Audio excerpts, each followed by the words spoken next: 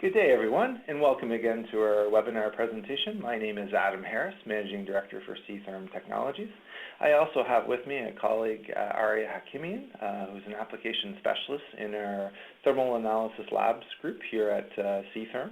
Arya has developed a lot of subject matter expertise in the area of today's webinar presentation, and I'm very pleased to introduce him here shortly. He's going to take us through some different case highlights in characterizing conductive polymers. Polymers is C-Therm's largest application area in supporting our clients in characterizing the thermal performance of various different types of polymers and polymer composites. And it really represents the best application highlight for our latest product, Trident, which we launched last year. Trident brings together 3 different methods for measuring thermal conductivity under one single platform. It's our view that it's better to have options, and in polymers, it's particularly interesting and beneficial to have such options. We'll be highlighting the use of the MTPS, Modified Transient Plane Source technique for everyday polymers. That's the sensor you see here to the right. We'll also be highlighting use of the needle probe, needle TLS, which is sheathed in stainless steel and very good for those sticky polymer melts. And we'll talk a little bit about the use of the Flex TPS, or Transient Plane Source sensor as well, particularly as it relates to anisotropic samples. Today's webinar should run for approximately 45 minutes. We'll take you through some of these different application highlights and how to characterize and quantify the thermal performance of such materials. But before I introduce Arya, who's really going to shepherd us through this material, I want to just provide a little bit of background on C-Therm Technologies. I see a number of familiar faces, or at least names, on the participant list for today's webinar. Very pleased to welcome a number of you back. I think a few of you were on last week's webinar on dynamic mechanical analysis, where we had a representative from Metrovib online with us talking about recent innovations as it pertains to high frequency, high force, and automation of DMA analysis. So welcome back again. Some of you are newer, I think, to C-Therm perhaps, and for those of you that are less familiar with who C-Therm is, I'll just give a little bit of background on our organization. Our raison d'etre, our reason for being, is really focused on simplifying the measurement of thermal conductivity. That's, in essence, who we are and what we do. That's baked into our DNA here at C-Therm. But that can mean a lot of different things. And when we talk about simplifying thermal conductivity, it certainly means making it more accessible. So perhaps for folks that don't have a PhD, that are looking to measure thermal properties such as this and do characterization, we've had high school students come through our lab and run the MTPS method. And one thing we're very proud of is how we've allowed a really broad range of expertise to access this capability to measure thermal conductivity with the simplicity we've developed in the method for measuring conductivity with MTPS. But we've also made it more accessible under various operating environments and more challenging conditions. We offer a very unique range of high pressure cells, for example, to measure conductivity under elevated pressure conditions. Some folks use our sensor in radiated environments in the nuclear field, in high moisture environments, and of course in climactic chambers where there's elevated temperatures. And really what we encourage and try to champion within this sector is to really take your measurements under representative application conditions. That's something that we've really made possible with the advancement of some of our capabilities, particularly the MTPS sensor, which is the most flexible and versatile sensor on offer, and certainly represents the most capable transient method for thermal conductivity as it relates to operating in different environmental conditions. Our product line covers a range of budgets and capabilities. We have, at one end of our scale, a package that is very accessible for folks on a limited budget. It's a thermal conductivity kit. This kit is provided with a TPS sensor, which you see pictured here. It comes with the operating software and a reference material and pretty much everything you need to plug into a Keithley source measure unit to have a functioning capability to measure conductivity of solid materials. This is great for researchers on a tight budget, for instructors that are looking to incorporate experiential learning in their coursework, particularly around teaching the fundamentals of heat transfer and characterization of materials. It's also a very capable system for researchers that are dealing with solids that are looking for a basic capability to measure thermal conductivity. On the opposite end of our spectrum is our research-grade instrument. This is Trident. This is a really premium system. It's a very elite capability it offers in bringing 3 different transient methods together, which represent a wide range of ASTM and ISO industry standards from D7984, D5334, D5930, and the ISO 22007. We're going to be really highlighting today's webinar around the capabilities of Trident as it's applied in different scenarios within the polymer and composite space.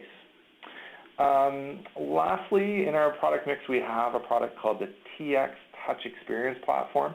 This is for specifically the measurement of thermal effusivity. We won't talk a lot about effusivity in today's webinar, but it is very much used and sought after for its capability to quantify touch.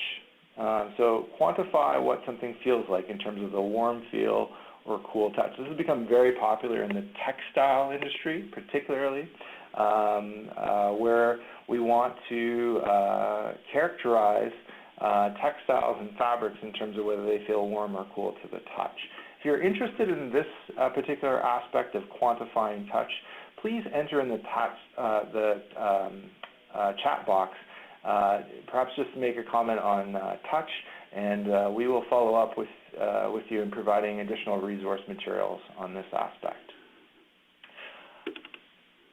A little bit of inspiration for the Trident product. We launched this last year. It's really about addressing the need to have versatility in how you deal with different testing challenges that you will be presented in your thermal analysis or material characterization lab. I really like this quote from Abraham Maslow. Some of you might remember Maslow from, if you think back to your organizational behavior courses at university. Wrote a lot on the hierarchy of needs, very extensive works, but there's a really good quote, I think, here as it relates to the benefit of Trident. And it's about this cognitive bias when we only have one solution available in our toolbox, how we present that solution to all scenarios and the danger that represents. And Maslow sums that up nicely with saying, when all you have is a hammer, everything looks like a nail. And we think that's very true in thermal conductivity and is the basis for us developing the Trident product, which brings together those 3 different methods for measuring thermal conductivity. This slide just gives you a little bit of indication on the different sizes to these sensors, which informs your sample selection, your minimum sample size. The MTPS is a single-sided sensor. It has an active area that's 18 millimeters in diameter. That's roughly the size of a little bit bigger than a U.S. nickel coin, 5-cent piece. That's the minimum area that you would have to cover in taking a measurement with the MTPS sensor. The TLS needle, this is sheathed in stainless steel. This is our most robust sensor. This is really good for polymer melts and really sticky situations, but you're going to need more volume of material to satisfy the requirements given the length of the needle, which is 150 millimeters. And then the Flex TPS sensor. Well, it's right in the name, Flex. This is a flexible sensor. It's flexible in terms of its size, so you can get different sizes of them. You can get 6, 13, and 30 millimeter sensors. It's composed of a nickel foil that is encapsulated within a polyamide.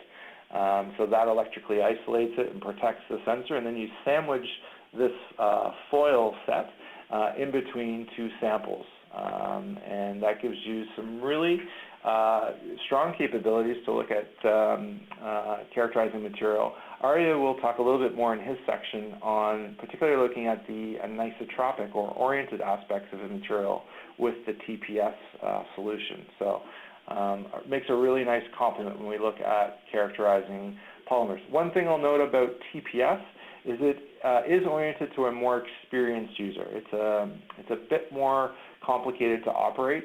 You're responsible for developing your own timing and power parameters and making them appropriate for the type of sample that you're testing. So it just requires a little bit more training, a little bit more expertise in operating it, but it does unlock a lot of very impressive additional capability in return for that added complexity it introduces.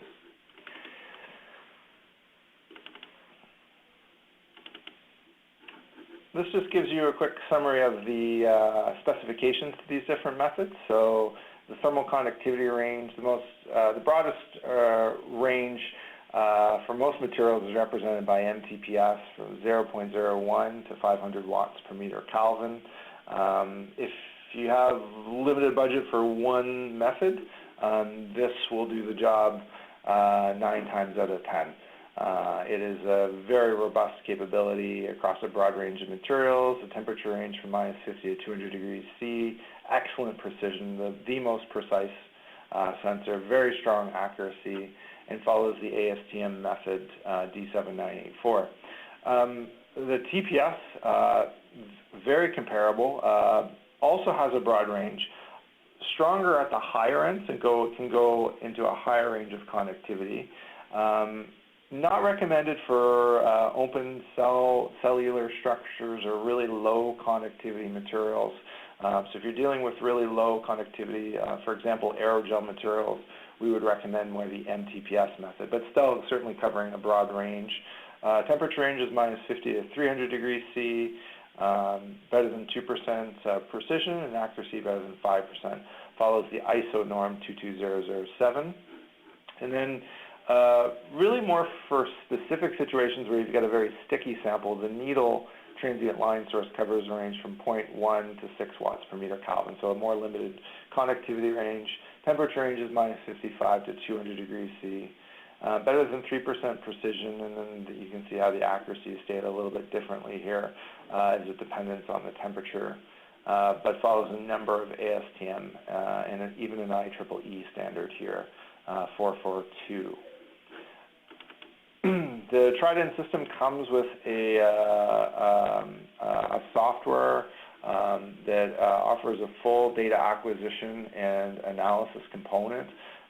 There's a graphical charting of the data that's available, a tabular output. It makes the conductivity really easy to interpret because you just get the conductivity in one column, the effusivity in another, and you are also recording temperature data. This interface will change a little bit depending on which method you're operating, so there's a really nice drop-down feature up here, and you can just toggle back and forth between the different available test methods on your system. Makes for a really nice, clean, simple presentation of the data. All of it is recorded in the database and is easily retrieved with the test results bar on the side of the software. Okay, just before I introduce Arya, we're just going to provide a short little video which will run through some of these capabilities in a little bit more detail, but I think more importantly, just give you a little bit better look and feel for what it looks like with some live video. If your speakers aren't turned on, please do turn them on at this point because the audio for this portion is presented through the online platform. Yesterday's thermal conductivity instruments typically limit characterization to a narrow range of sample materials. The samples are often forced to adapt to the instrument's rigid requirements, rather than the instrument adapting to the sample and application needs. Trident by industry leader C-Therm represents a new paradigm in thermal conductivity measurement, delivering 3 of the most powerful transient methods in one instrument. It's better to have options. Built on C-Therm's reputation for world-class thermal conductivity instruments, Trident is dynamic and satisfies the most prominent ASTM and ISO industry standards. It combines the precision of MTPS with the flexibility of TPS and the robustness of TLS, all in one modular package. These options support a wide range of applications without sacrificing ease of use. Trident meets the needs of today's labs and is future-proof for the challenges of tomorrow. The MTPS, Modified Transient Plane Source method, employs a single-sided sensor to directly measure the thermal conductivity and effusivity of materials. The method features the highest precision and sensitivity, providing accurate test results in seconds. It offers the maximum versatility for the non-destructive testing of solids, liquids, powders, and pastes. It is adaptable for high pressure, broad temperature ranges, and environmental conditions. No regression analysis is required. MTPS is the choice method for situations where reproducibility amongst multiple users matters.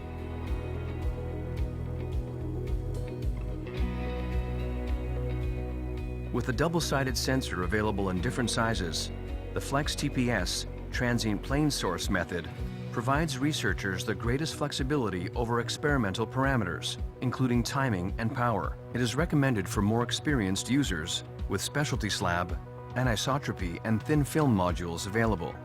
With no contact agent required, the hot disk-style TPS sensor is ideally suited for polymers, compacted geological samples, metals, concrete, and asphalt.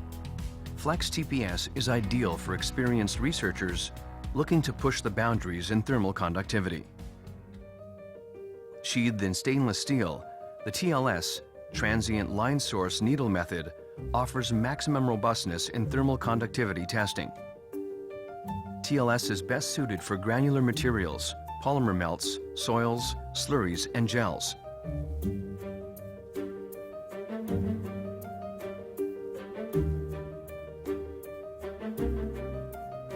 C-Therm software provides full data acquisition and analysis in one user interface, allowing full control of all 3 methods: intuitive, logical, easy.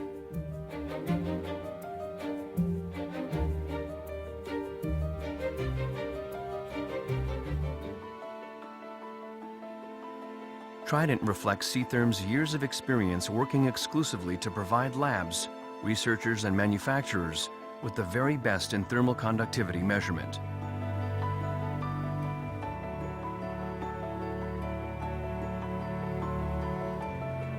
C-Therm's products are globally distributed in over 65 countries around the world, with full local support.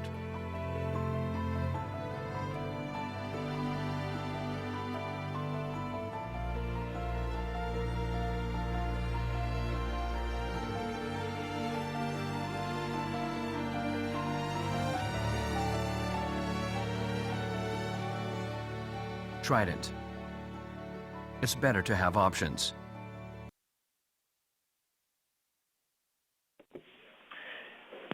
Great. Just a short little video that I think gives you, a good view of what the equipment looks like. Gives you a little bit more definition of it. You can see how some of the accessories are handled and how they are positioned with some of the different sensors. So we like to just offer that as a short little clip within the scope of this webinar. But let's get to the main item on our agenda for today's presentation, and that's really to do a deeper dive on some of the different and really more common scenarios that we're faced with in characterizing polymers. So polymers and polymer composites are often manipulated in various ways with additives, different fillers, how they are cured, and other aspects to how they are produced to alter their effective thermal performance. The thermal conductivity, in terms of understanding how they perform is a critical performance attribute in a lot of polymer applications, whether that's for medical devices, electronics, different packaging. The heat transfer characteristics, and specifically the thermal conductivity, are often of paramount importance in terms of the ultimate performance in the selection of a particular polymer or polymer composite for an application. So it's really important we have a good, reproducible, consistent, and really representative way to test these materials. And I put a little bit of stress there on the representative, in that if there are certain application conditions, very important that we can reproduce those application conditions within our test setup. So I think this is a great spot to hand it over to Arya. A little bit of background on Arya. He's an application specialist here with our thermal analysis labs. He really loves working with our clients and dealing with challenging characterization of materials. He'd be happy to have a one-on-one discussion with any of you if you have some specific samples you'd like to have help characterizing. But I've asked him to join us online this afternoon to just take us through a basic orientation on some of the more common scenarios in characterizing conductive polymers. So without further ado, I'll pass this over to Arya. Thanks, Adam. Hello, everyone. So as Adam had mentioned, we're going to go over a few case highlights looking at some of the different methods, your MTPS, TLS, and TPS. Just before that, though, going to jump into, honestly, just a little background. Some of this will be, for some of you might be oversimplified. Others, it might be a nice base for you guys to build off of. But really kind of just going over what are polymers, a little background on them, and how everything kind of relates to the thermal performance. So really, what are they? At a very base level, if you have a monomer, or it's kind of view these as your building blocks, when you have multiple monomers all chained together, you get a polymer. Obviously, again, this is a very simplified example here, but it'll help us kind of understand some of the slides going forward. So you might say, well, why polymer? Why are they important? Honestly, that's a pretty loaded question. But for me, a really easy answer to that is, they're everywhere. In the modern age, you'll have, whether it's things that you're charging your phone with, things like the buildings that you're in are built out of, or kind of new technologies that are emerging. Polymers are at the forefront. They're everywhere. You basically can't get away from them. So with that, you have to really be able to understand what are they, how they relate to your specific application, and really which is the best one for your needs. So kind of going off that, what properties would they have? So I kind of like using the cell phone charger example. If you look at it, you can see a few parts. Obviously, there's this metal piece here, not a polymer, but this is encased in a more rigid polymer material. And then you kind of have that cord there, and we all know, the struggles of getting, plugging in your cord to charge your phone and, having it break on you. So the one thing you want to have a material that's, bendable, that can flex and bend enough that you can kind of contort it as needed, but it can't be so rigid or brittle that it'll snap. So there's properties like this you have to take into account. Piping and other kind of very rigid, very dense materials that may be used in buildings, being able to create those or form these to desired shapes, how well they come and can be joined together, what kind of materials can help adhere them together. These are all very important things that you have to take into account. Other polymer materials, this is a kind of an example of when you apply when you're stressing the material, some of them will be deformed permanently. So obviously, if you have a charging cable made out of a material like this, you're going to have something that's looking pretty wonky after just a couple uses. So really, polymers are everywhere, and they have such a wide range of properties and which really makes them tunable to a lot of different applications. So just kind of a little bit more back to kind of looking at how we can classify different types of polymers. One way would be based on the source, so where are you getting them from? If you're looking at that, you can kind of break them down into three categories. Natural, So there are these natural occurring substances in nature. Example here where you get, you're harvesting latex from a rubber tree. You can look at your synthetic. So synthetic being it's made in a lab.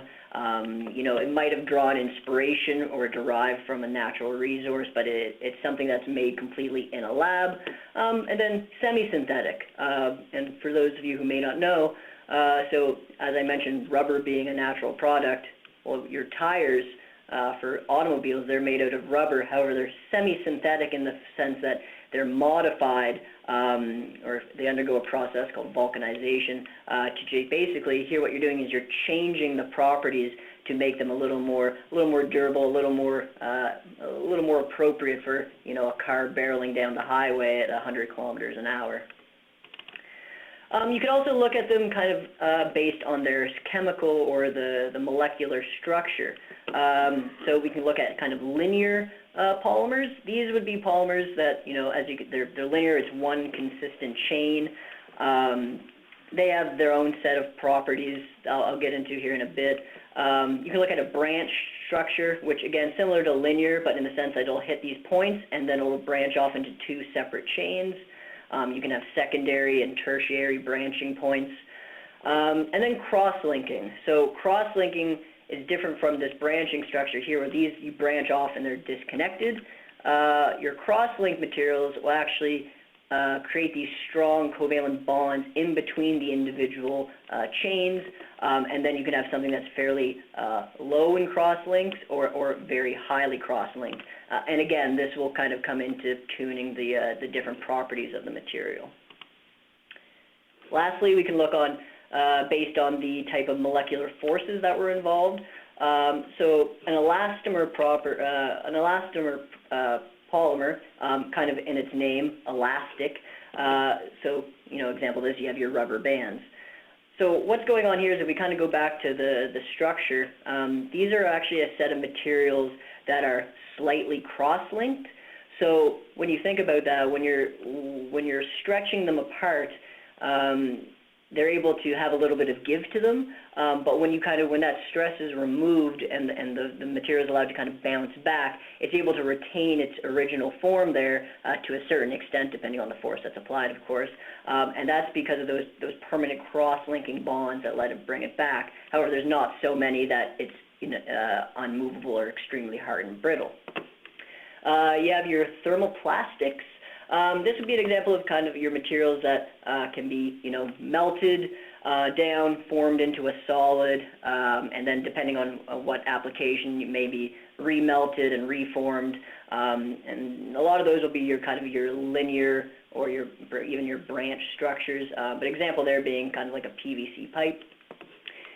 Then you kind of jump into a set that's a thermoset. This is something that would be an example of something that's cross-linked, but highly cross-linked, and basically it will not be able to be melted down and then reformed and reused. Once it's kind of set, when you apply X amount of heat or stress, it'll either break, deform, but it's not going to go back to a kind of a liquidy state that it started in. So an example here being like an epoxy. In this example, obviously, when the two liquids meet and are mixed, they undergo a reaction, but you can have thermosets that are based on UV curing, temperature curing, or just even being exposed to the air. So there's a few different types of sets there, but that's just one example. And then last, you can look at them based, so fiber polymers.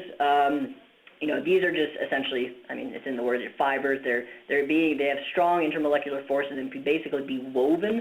An early example of this was nylon coming out, in the 50s there. That was really became popular. But essentially, these are just fiber polymers that are able to be woven together. So you can kind of going over a few different types, but ultimately, why is thermal analysis important for these polymers? Talking about kind of the different types and how they have different properties, but how does thermal come into play here?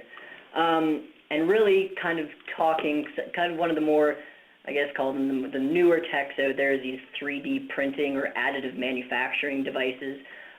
They work on kind of a principle, for at least for this one, an extrusion-based method, where you're taking, your feed filament into the top here, and then it's heated through a kind of almost like a hot glue gun, and then it's being deposited and formed based on these very complex geometrical designs that can be done. And that's really one of the benefits of this method.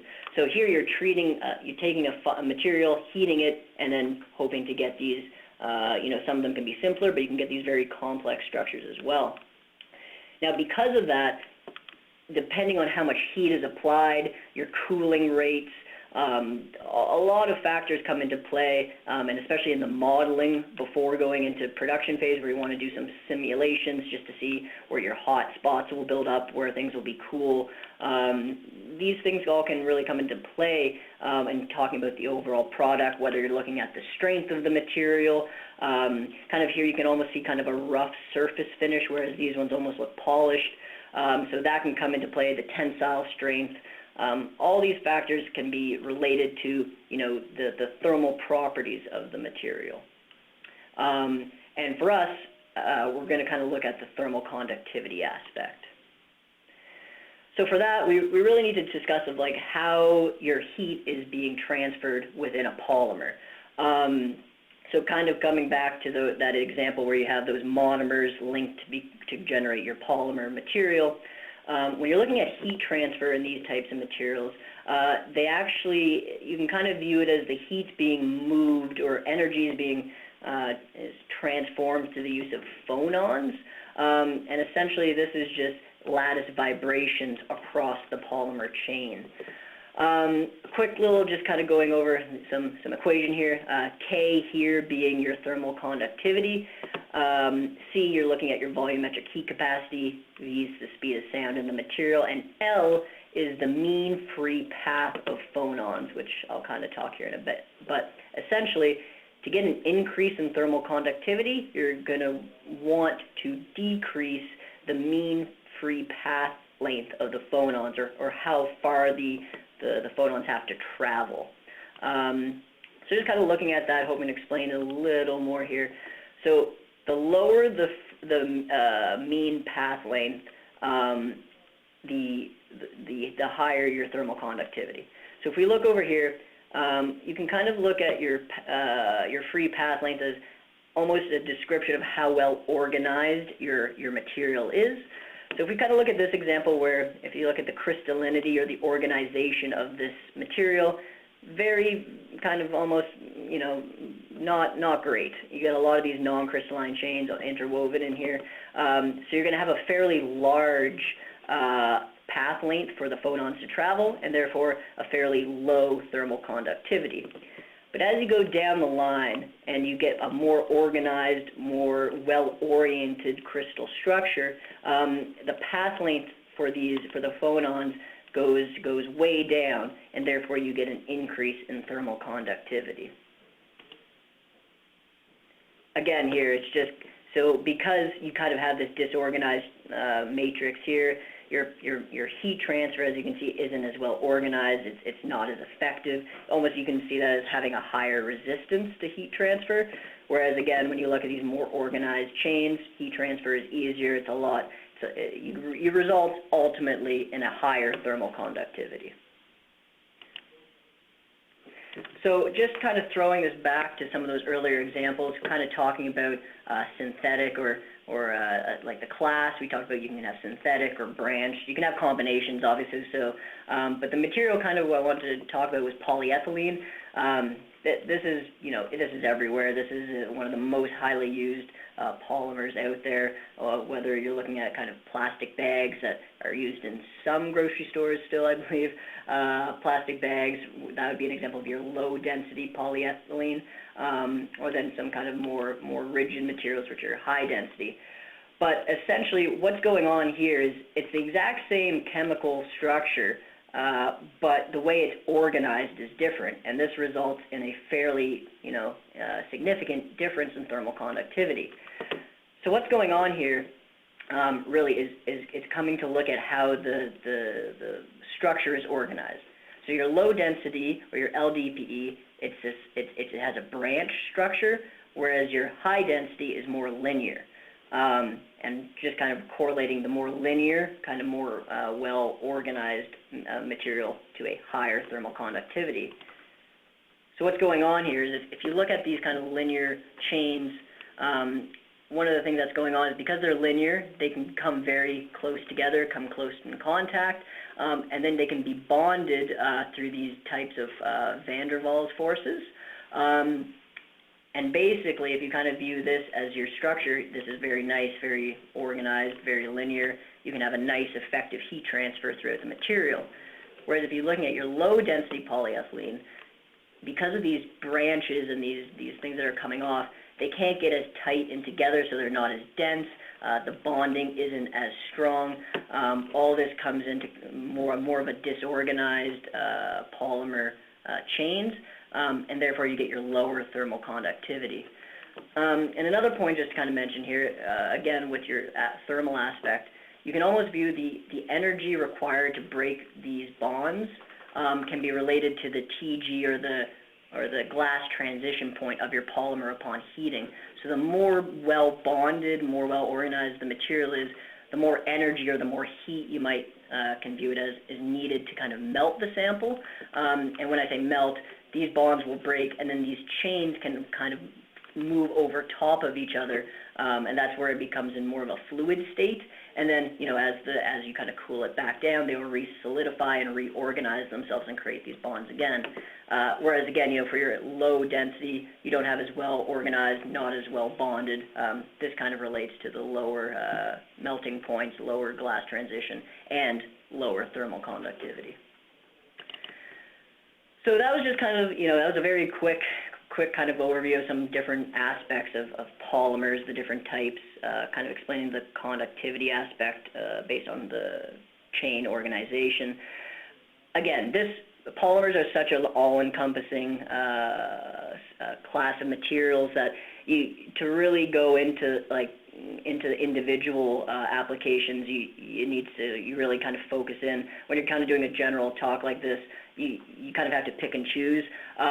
But again, as Adam had mentioned, if you have any very specific applications, very specific material types, you know, if you're trying to have additives in there to increase or decrease thermal conductivity, feel free to reach out, and we'll be more than happy to kind of suggest some methods or give you some testing options and help you out.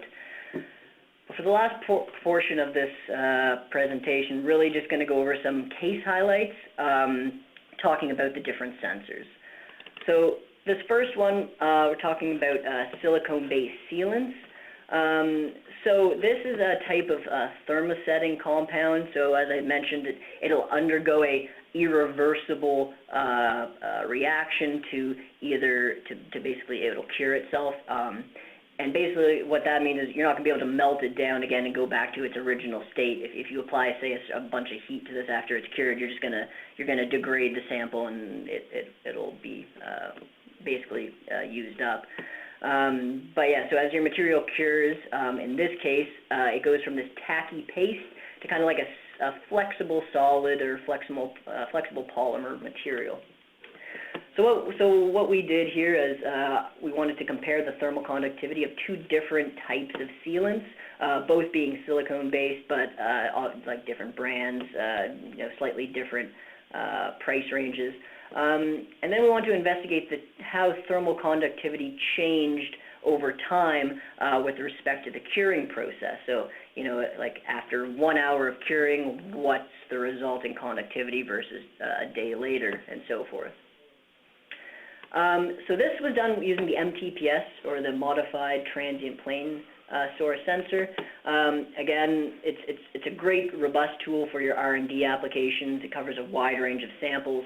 And for us, specifically for this, because you were trying to, we deposited the silicone and spread it over a thin polymer backbone, we had a very small amount of sample that we were kind of wanting to deposit, just so we'd have a realistic cure time. So kind of going into one of the bigger sensors, such as the TPS or the TLS, wasn't really an option here. So we stuck with the MTPS.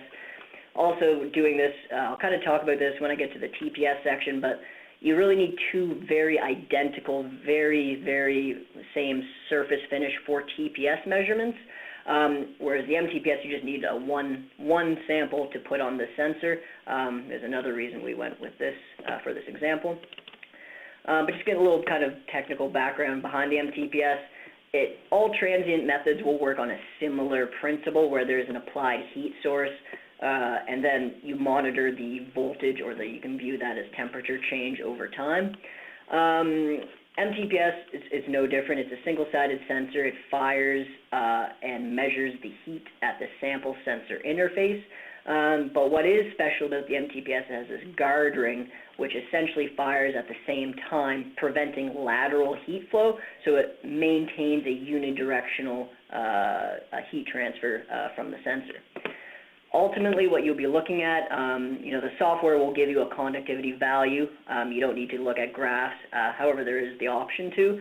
And essentially what you'll see is if you have a very kind of a flat line after that initial heat pulse, that means that the temperature has been mitigated or transferred to the sample or through the sample very effectively. And this is indicative of a very high conductivity material such as a metal. Whereas if you were to look and you see a very steep slope, that means your heat is actually building up at the sample sensor interface. It's not able to be dissipated, and therefore that's indicative of a low conductivity material such as like a foam or an insulation material. But what we saw, so again, we deposited two different silicone sealants, named them here A and B, and essentially we just wanted to check the thermal conductivity after various curing times. One thing to note, obviously if you cure them in two different conditions, and kind of to Adam's point, you really want to be careful of like what conditions you're doing your tests at or you're curing at. So we did both of these under room temperature.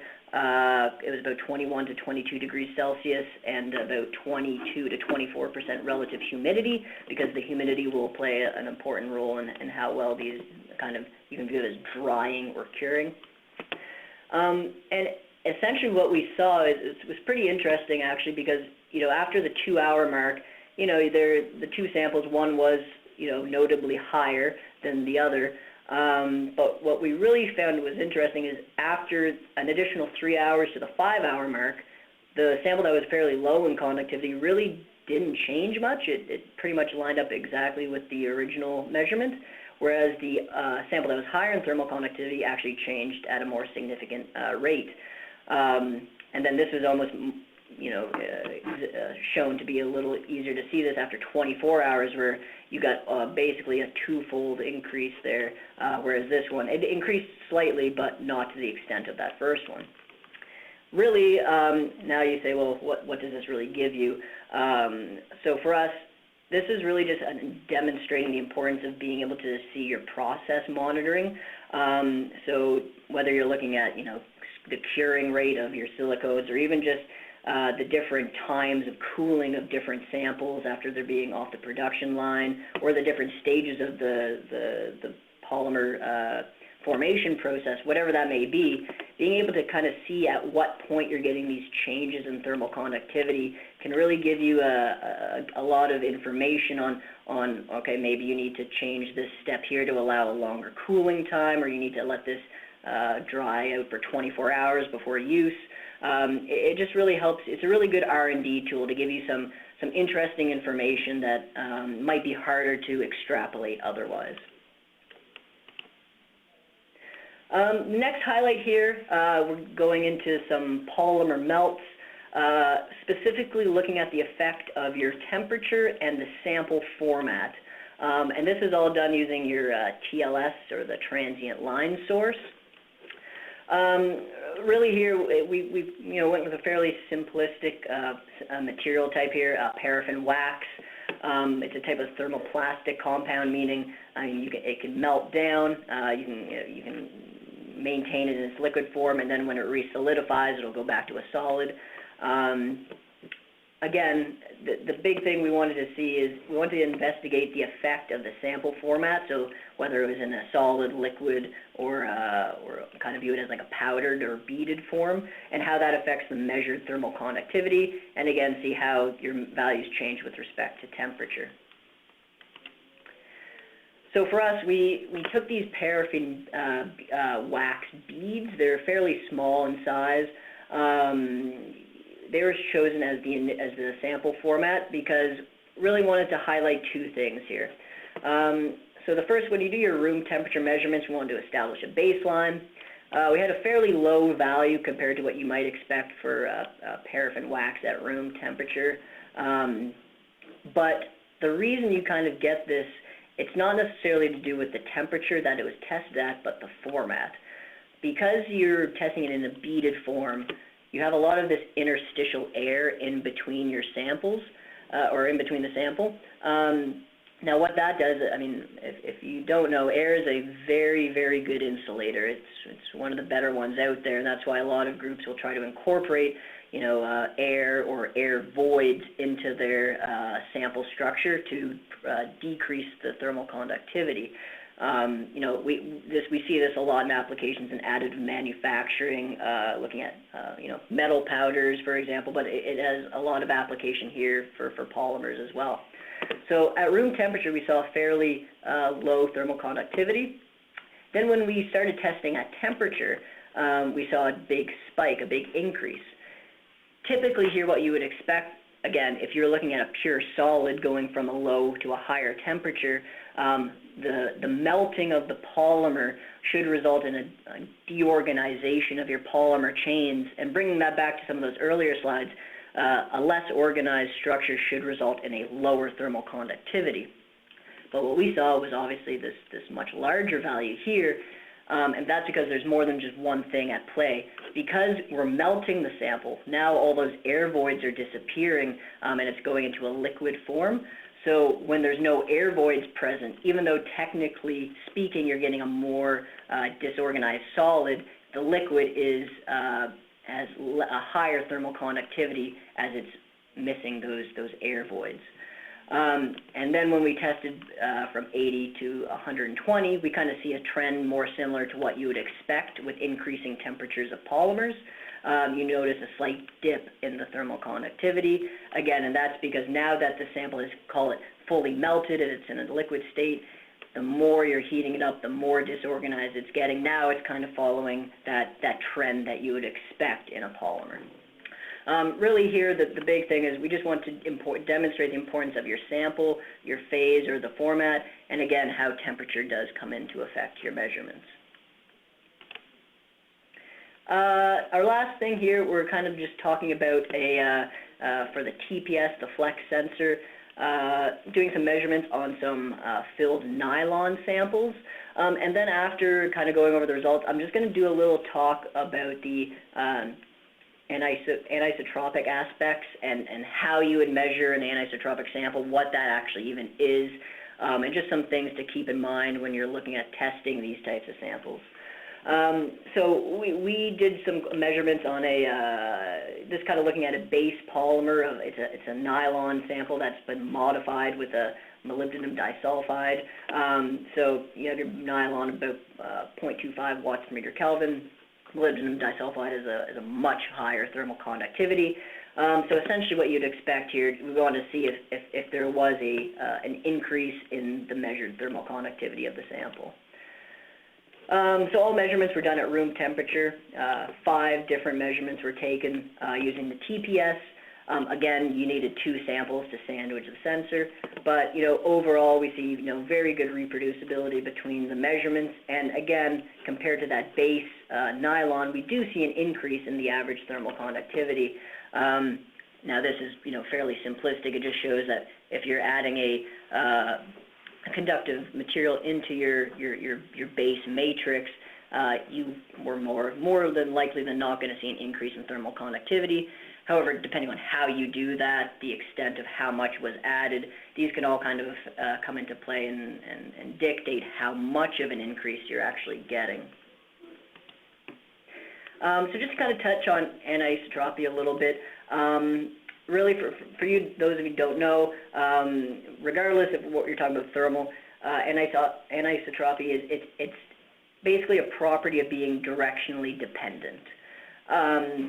Now, when we're talking about thermal conductivity, this will come into play because you'll basically get different thermal conductivity values depending on the plane that you're looking at. So whether you're looking at the thermal conductivity along this plane, or that plane, it might be different.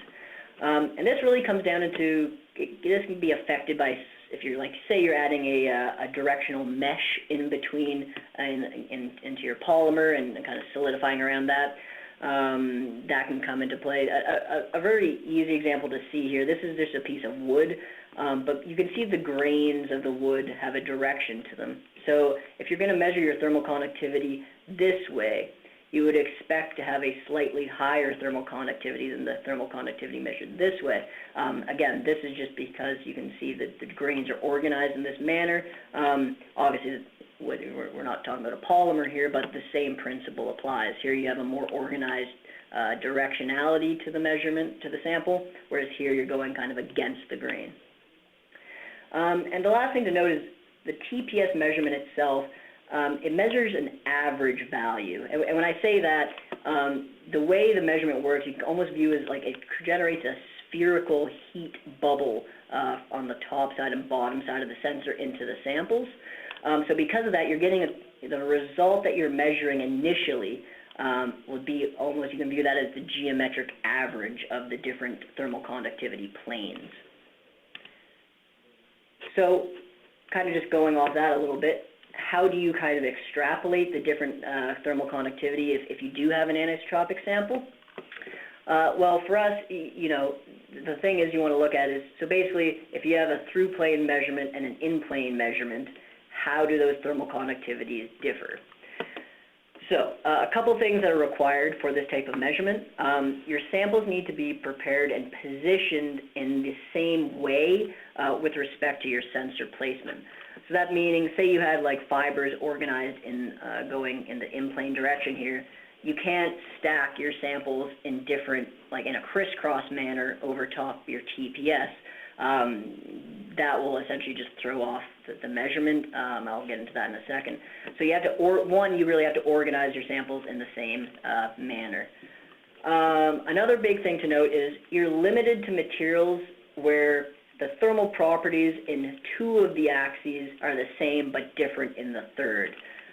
So in this example, so say call your in-plane your X and Y here, and your through-plane being the Z. Your in-plane values here have to be the same going this way and this way, but can be different from the through-plane. If you're looking at a sample that is, you can kind of all three directions are different from each other, this is something you'd have to go really look at a different method. Your TPS anisotropic modules aren't really going to be able to address this for you, at least at this moment in time. So that's just something to be aware of. And lastly, regardless of which type you're going with, all TPS measurements to get your anisotropic values, you need to have an independent determination of specific heat and density to separate those values.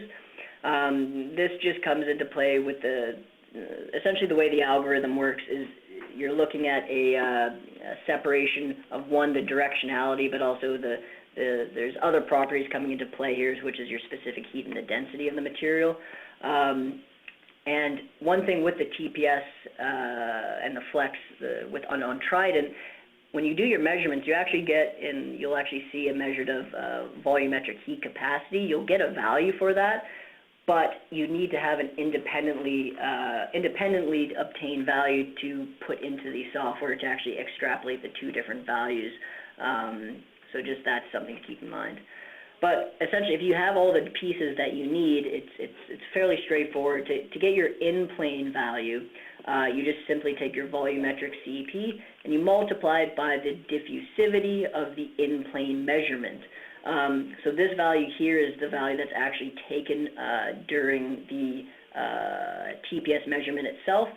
Again, because you're looking at a sample that's isotropic, or basically the thermal conductivity doesn't differ in these two planes, you can take that measure. You'd have your sensor right here, and then that value there could be multiplied by the volumetric CP, and that gives you your in-plane thermal conductivity.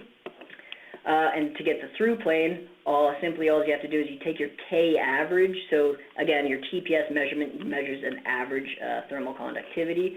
So you take that value squared and you divide it by your in-plane value that you determined to get your through-plane value. And this is how you would separate the two from your average K that's measured by the TPS. Obviously this gets a little more complex depending on what materials you have and different additives and this, that, and the other. But at its core, that's what you're doing. And also, if you kind of just look at the math here, most often that what you'll see is your in-plane values, because you're taking a volumetric CP and multiplying it just against another diffusivity value, it's going to be typically higher than your through-plane value. You'll normally, and that's because to determine your through-plane, you're essentially taking a value and dividing it by something, so you're obviously going to cut it or make it smaller.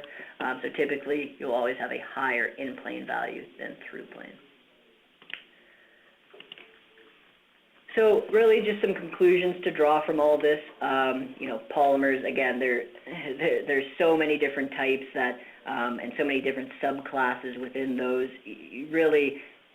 It's nice to have an option to test different formats, whether it's a liquid phase, solid phase, whether it's granulated materials. It's really valuable to be able to address all those different options that you have out there.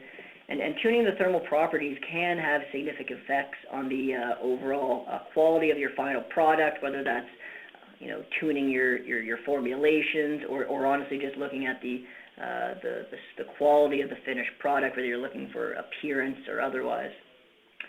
But to properly measure thermal conductivity, having access to the right tool for the job is crucial. And looking at the MTPS, your TPS, and TLS, they all offer a unique way of measuring thermal conductivity, but they're all they're very complementary to each other, where they can help. Where one might be a little more suited in one area, the other one can help in the other. So it's nice to have options. And with that, I'm going to hand it back to Adam Harris, just kind of finishing up and going into the final Q&A. Excellent. Well, thank you very much, Arya. Great overview of some of the different scenarios you face in polymers, and I think it does a great job to highlight those complementary capabilities that Trident offers with the MTPS for your kind of run-of-the-mill samples. Gives you good versatility with a single-sided test method. You've got the stainless steel sheathed needle probe for dealing with polymer melts, and then really the flexibility that the Flex TPS offers for more in-depth profiling. Look at the anisotropic properties of the material, particularly certainly requires a higher level user experience, or expertise rather. But overall, a great compliment. So, Arya, look, thank you very much. Appreciate you taking us through that. I also want to thank everyone on the line for joining us today. We understand it's a very busy time of year, and really appreciate you taking the opportunity to join us online for today's webinar presentation. I'm going to move to the Q&A session here in just a second. I'll unmute the line and we'll stop the recording.